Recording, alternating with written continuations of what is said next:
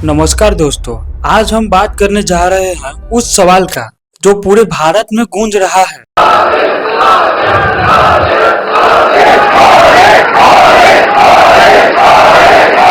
आखिर बीजेपी के नीतियों पर जनता का गुस्सा क्यों बढ़ता जा रहा है? एक वक्त था जब जनता ने पूरे उम्मीद के साथ बीजेपी को सत्ता में लाया था, लेकिन अब वही जनता बीजेपी से कई सवाल पूछ रहे हैं कि आखिर क्या कारण है कि भारत में बेरोजगारी दर चरम सीमा पर है। आखिर भारत सरकार महंगाई पर नियंत्रण क्यों नहीं कर पा रही है? क्या कारण है कि सरकार किसानों से दूर भाग रहे हैं? इस वीडियो के माध्यम से हम भारत की करंट स्थिति के बारे में जानेंगे। बने रहिए इस वीडियो में। चैनल पर नए हैं तो सब्सक्राइब कर दीजिए। चलिए शुरू करते हैं बिना टाइम पास किए।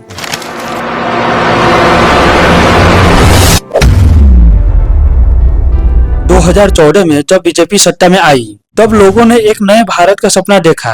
लोग यह उम्मीद लगा बैठे कि भारत में अब भ्रष्टाचार खत्म होगा, हजारों नौकरियां मिलेगा और युवाओं का भविष्य सुरक्षित होगा। लेकिन समय के साथ हालात कुछ और ही मिला। यहाँ बेरोजगारी दर देश का सबसे बड़ा संकट बना हुआ है। महंगाई का हाल और भी खराब है। गैस सिलेंडर, दूध, दाल, सब्जी, इन सब का दाम आसमान छू रहा है। इस महंगाई से मिडिल क्लास लोगों का कमर टूट चुका है। लेकिन सरकार अब भी अमृत काल का बात कर रहे हैं। देखो, अगर सरकार इसे अमृत काल कह रहे हैं तो सर, आप हमें हमारी पुराने दिन ही लौटा दीजिए। हमें नहीं चाहिए आपका अमृत काल। देखो, यह बात तो हुई महंगाई और बेरोजगारी की, लेकिन अब हम बात करते हैं किसान और गरीब वर्ग के लोगों के बारे में। आखिर इन सबको सरकार से क्या प्रॉब्लम है? भारत सरकार किसानों के लिए 3 कृषि कानून लाते हैं और किसानों को आधुनिकता का सपना दिखाते हैं। लेकिन किसान इस बिल का मकसद समझ जाता है और किसान को लगने लगा कि सरकार हमारा हक और जमीन इस कानून के तहत किसी बड़े उद्योगपति को दे देगा, जिस कारण भारत में किसान आंदोलन शुरू हो जाता है।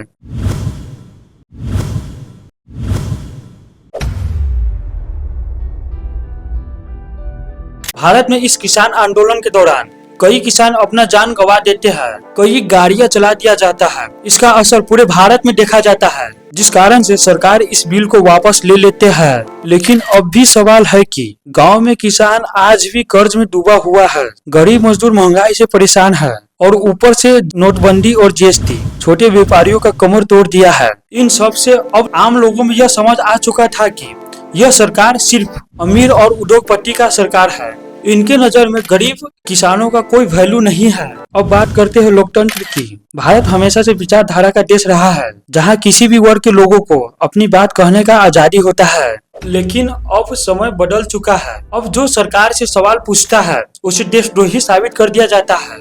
और इन सब में सबसे बड़ा किरदार भारतीय मीडिया का है, जिसे गोदी मीडिया कहा जाता है। आमतौर पर मीडिया का काम होता है कि वह सरकार की कमी को लोगों के सामने लाए और उस कमी के ऊपर सरकार से सवाल पूछे। मीडिया का काम होता है कि अगर सरकार कोई काम करने में असफल है तो मीडिया उनसे खुलकर सवाल पूछे, क्योंकि मीडिया के पास एक मंच होता है और पूरी आजादी होती है। लेकिन यह गोदी मीडिया हमारे प्राइम मिनिस्टर से क्या सवाल करते हैं, आप खुद ही देख लो। फर्ज कीजिए कि अगर आप प्रधानमंत्री बन जाते हैं तीसरे टर्म में, तो वो पहली चीज क्या होगी?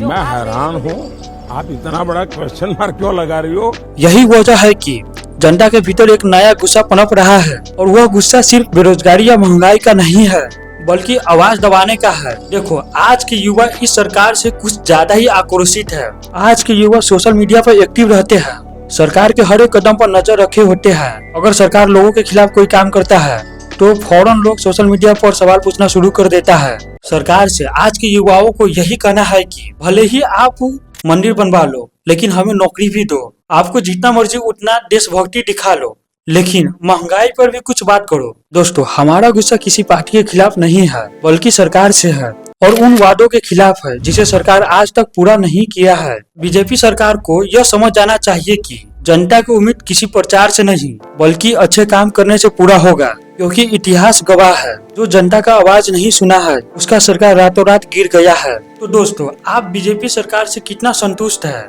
क्या आपका भी फेवरेट लीडर नरेंद्र मोदी है? कमेंट बॉक्स में जरूर बताएं। और वीडियो अच्छी लगी हो तो लाइक करें, चैनल पर नए हैं तो सब्सक्राइब करें। धन्यवाद।